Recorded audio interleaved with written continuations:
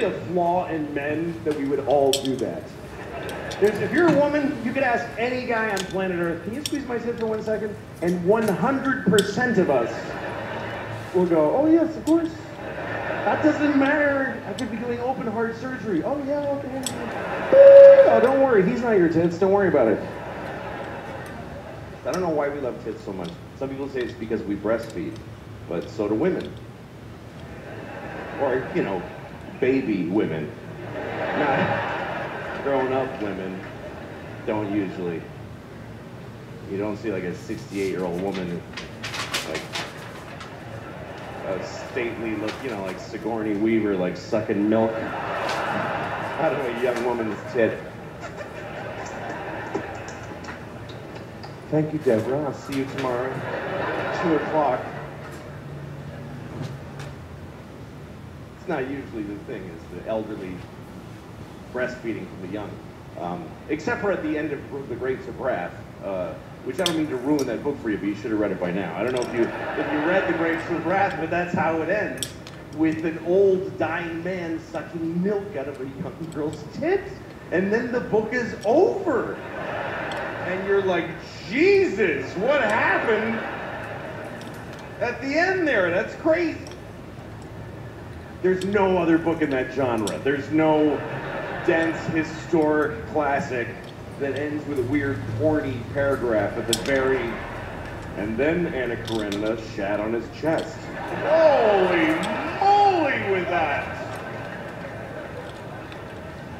The end. Oh my God! That is a violent shift in tone at the end of that book. I've been reading this book for 3 months.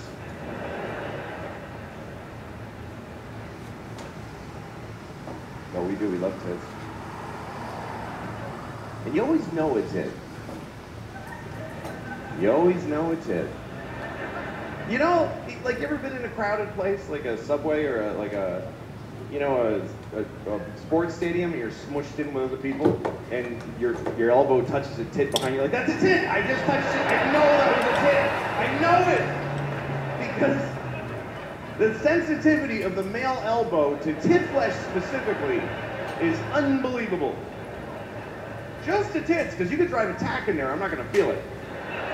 But a tit, through a shirt and a sweater and a jacket, and her jacket, sweater, shirt, and bra, somehow, that's a tit, I touched a tit.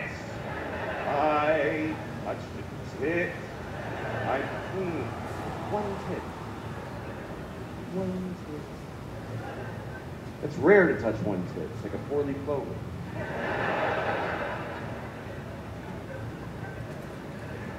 Usually you touch it. The only time you touch one tit is when it was an accident or you didn't have permission. Otherwise, when tit access is granted, it's usually good for 2 tits at a time. Once you're on one, you really have to screw up really badly and quickly to lose tit access between tits 1 and 2. You must have said something really dumb on the first tit that you didn't get the second one. Oh, yeah, it's like your mom's dirty whore tit. What? I said I liked it. That's what I meant, is that I like it. I like your mom's dirty whore tit. I like yours. And if it's up to the guy, we're going to touch both tits. No guy touches a tit and then goes, you know what, I'm good with the one. That's fine for me. Everything in moderation. We're going to touch both. The guy, even if something terrible happens in the middle of it. Oh, yeah, there's a bomb! Oh, shit, come on, come on! Let's get your tits out of here.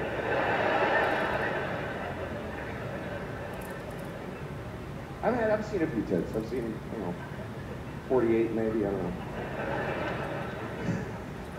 I've had my history in my life, I've been divorced for 5 years, and it's been the best part of my life, being divorced. Easily my favorite part of my life. I love being divorced. Every year has been better than the last. It is the only time I can say that about. And by the way, I'm not saying don't get married. If you meet somebody, fall in love and get married, and then get divorced, because that's the best part. It's the best part. Marriage is just like a larva stage for true happiness, which is divorce, because you just let go and everything's fine now. Divorce is forever. It really actually is. Marriage is for how long you can hack it.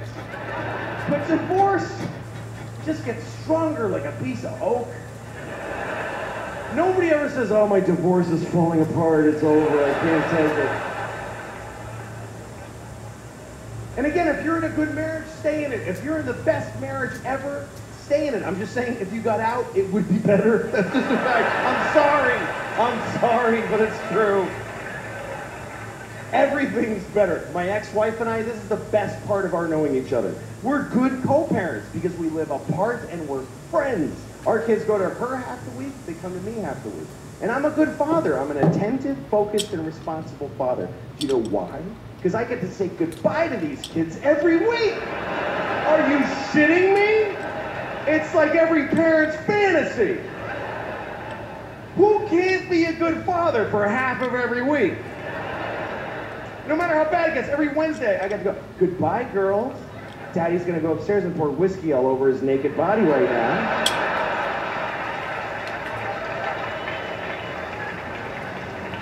I'm going to lay in my own filth until 2 seconds before you come back here. That's why I'm such a good dad.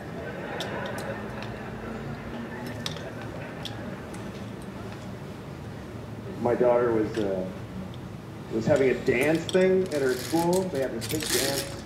Anyway, we all went, all the parents, and everybody's there, and everybody's got their phone. Every single parent. It was an amazing thing to watch, because kids are dancing, and every parent is standing there like this. Every single person was blocking their vision of their actual child with their phone. And the kids, I went over by the stage, and the kids, there's people holding iPads in front of their faces. It looked like